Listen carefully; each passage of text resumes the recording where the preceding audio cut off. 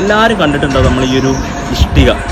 ഈ ഇഷ്ടിക ഇപ്പോഴത്തെ ജനറേഷൻ്റെ ആൾക്കാർ എങ്ങനെയാണ് ഉണ്ടാക്കുന്നത് വെച്ച് കഴിഞ്ഞാൽ ആർക്കും അറിയില്ല. അപ്പോൾ നമ്മളിന്നിപ്പോൾ വന്നിരിക്കുന്നത് കോഴിക്കോട് ഒളവണ്ണയിലുള്ള ഒരു വൃന്ദാവൻ പോളോ പിക്ചറാണ്. ഇവിടെ നമുക്ക് നോക്കി എങ്ങനെയൊക്കെയാണ് നമ്മൾ ഈ ഇഷ്ടികകളും കാര്യങ്ങളൊക്കെ മാനുഫാക്ചർ ചെയ്യുന്നത്. ഇപ്പോഴത്തെ ജനറേഷനിൽ ആർക്കും ഇതൊന്നും അധികം കണ്ട് പരിചിതമില്ലാത്തൊരു സംഭവമാണ്. അപ്പം ഇവിടെ നമുക്ക് നോക്കി എങ്ങനെയാണ് അത് സ്റ്റാർട്ട് ചെയ്യുന്നത്.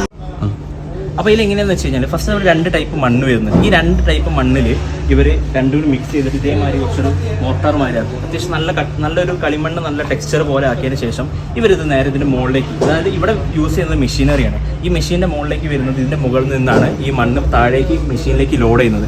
ഈ മെഷീൻ ലോഡ് ചെയ്ത് കഴിഞ്ഞ് ഇത് മാക്സിമം പ്രസ് ചെയ്ത് അത്യാവശ്യം നല്ല രീതിയിൽ കംപ്രഷനും കാര്യങ്ങൾ ചെയ്തതിന് ശേഷം ഇത് നേരെ പുറത്തേക്ക് വരും. അങ്ങനെയാണ് ഇവരിത് കട്ട് ചെയ്തിട്ട് ഈ ഒരു സിസ്റ്റത്തിലേക്ക് മാറുന്നത്. അത് കഴിഞ്ഞതിന് ശേഷം ഇവർ നേരെ ഇതേമാതിരി ഒരു ചൂടാക്കാൻ വേണ്ടി വെക്കും. ഇത് തണുപ്പിച്ച് കഴിഞ്ഞാൽ ഏകദേശം തണുപ്പിച്ച് കഴിഞ്ഞാൽ നമുക്കൊരു 1 ദിവസം 2 ദിവസമാണ് ഇവർ പുറത്ത് വെക്കുക. ഇവിടെ നിന്നാണ് ഇവർ നേരെ ചൂളയിലേക്ക് മാറ്റുക. ഈ ചൂളയിൽ കത്തിക്കുന്നത് എങ്ങനെയാണെന്ന് വെച്ചാൽ നമ്മൾ വിറക് വെച്ചിട്ട്, അപ്പോൾ ഈ വിറകിൽ മാക്സിമം ഹീറ്റ് വെച്ചിട്ട് ഒരു 24 മണിക്കൂർ മുതൽ 28 മണിക്കൂർ വരെ അത് മാക്സിമം അവർ ചൂടാക്കി കൊടുക്കും. അത് കഴിഞ്ഞതിന് ശേഷം അത് എടുക്കാൻ മിനിമം ഒരു 2-3 ദിവസം എടുക്കണം. ഈ ചൂളിൻ്റെ ചൂട് അത്യാവശ്യം നല്ല രീതിയിലുണ്ടാവും. അപ്പോൾ അത് ഒഴിവാക്കാൻ വേണ്ടിയിട്ട് അവർ 2-3 ദിവസം തണുപ്പിക്കാൻ വെച്ചതിന് ശേഷമാണ് ഇവർ പിന്നെ പുറത്തേക്ക് അവർ എടുക്കുക. അപ്പോൾ ഇങ്ങനെയാണ് ഇതിൻ്റെ ഒരു മൊത്തത്തിൽ നമ്മളൊരു റെഡ് കളർ കട്ട ഉണ്ടാക്കി വരുന്നത്, ഇഷ്ടിക കട്ട ഉണ്ടാക്കി വരുന്നത്.